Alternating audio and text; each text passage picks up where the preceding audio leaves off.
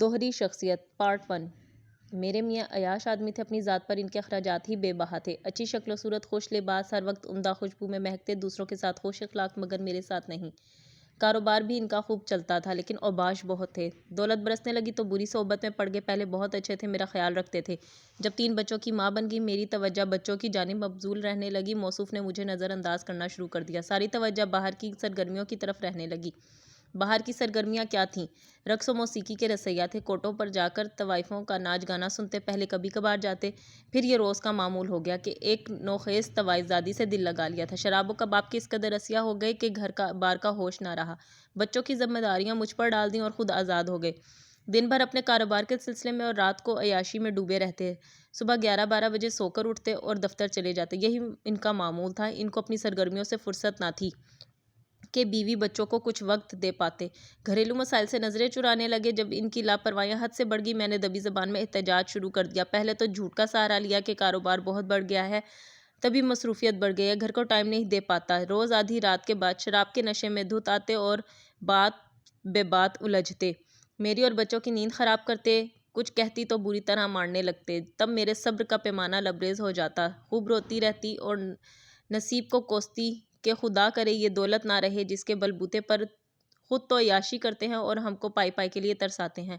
خدا کی کرنی، انہی دنوں میرے شوہر کو ان کا ایک پرانا کلاس فیلو ملا۔ اس کا نام شاہد تھا، بہت نیک تھا۔ یہ ان کا بچپن کا دوست تھا، اسکول میں پرائمری سیکشن کے طالب علم تھے۔ مدت بعد شاہد سے ملاقات ہو گئی، دونوں بہت خوش ہوئے۔ ظاہر ہے کہ بچپن کے دوستوں سے ملاقات دلی مسرت کا باعث ہوتی ہے۔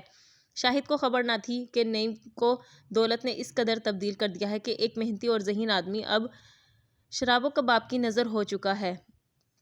وہ دوسرے شہر میں رہتا تھا، اس لیے مدت سے ملاقات نہ تھی اور نعیم کی زندگی کا یہ پہلو اس سے چھپا ہوا تھا۔ یہ شاہد کو گھر لائے، باتوں باتوں میں اس سے ذکر کیا کہ ملازمت اس شہر میں ہو گئی ہے اور اب وہ رہائش کے لیے کرائے پر مکان کی تلاش میں ہے۔ میرے شوہر نے فوراً آفر کر دی کہ میرا گھر حاضر ہے، اتنا بڑا گھر ہے، اس کی انیکسی میں رہائش پذیر ہو جاؤ۔ کرائے وغیرہ کی تو نعیم کو حاجت نہ تھی اور انیکسی خالی پڑی تھی۔ ان کو یہ فائدہ تھا کہ شاہد اور ان کے افراد خانہ کو ساتھ رکھنے سے میں تنہا نہیں رہوں گی، کیونکہ وہ خود تو اب مستقل گھر سے غائب رہتے تھے اور میں کلی طور پر ملازموں کے رحم و کرم پر رہ جاتی تھی۔ شاہد نے کچھ پس و پیش کے بعد اس آفر کو قبول کر لیا اور وہ ہفتے بعد بڑی بہن کے ہمراہ ہماری انیکسی میں شفٹ ہو گیا۔ اس کی یہ بہن شادی شدہ تھی، لیکن شوہر سے ناراضگی کے سبب اپنے بھائی کے ساتھ رہتی تھی۔ اس کا نام تسلیم تھا۔ تسلیم بہت اچھی خاتون تھی، زیادہ وقت میرے پاس گزارتی۔ جب شاہد آفس چلا جاتا وہ میرے پاس آ جاتی۔ مجھے بھی ان دنوں کسی غمگسار کی شدید ضرورت تھی۔ تسلیم کی صورت میں ایک غمگسار اور اچھی دوست مل گئی تھی۔ جلد ہی ان دونوں بہن بھائی پر میرے شوہر کے کرتوت کھلنے لگے۔ یہ بہت حیران ہوئے کہ نعیم کس ڈگر پر چل نکلے تھے۔